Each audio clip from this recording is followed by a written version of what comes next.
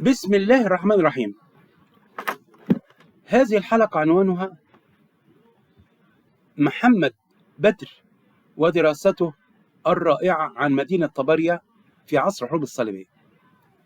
التقيت في زيارة خاطفة لمصرنا الحبيبة بالباحث الواعد محمد أحمد بدر أحمد عقل، وهذا الباحث من نوعية خاصة، وافر النشاط، لا يكل ولا يمل، ببلومين، عاشق للكتب، ولا تجد إلا ومعه كتاب أو يتحدث عن كتاب أو يسعى لاقتناء كتاب، وقد عاشق عصر الحروب الصليبية، وقد أهداني كتابه القيم عن مدينة طبريا الذي صدر من جانب دار نور حوران بدمشق العزيزة لصاحبها الأستاذ غسان الناصري.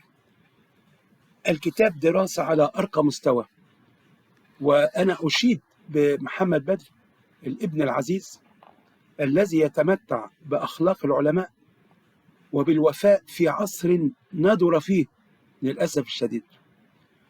وهذا الابن العزيز أنا أتوقع له مستقبلا علميا رائعا، ودراسته احتوت على كافة العناصر السياسية والحضارية بعمق يدل على أنه سوف يأتي بأشياء رائعة في الدكتوراه.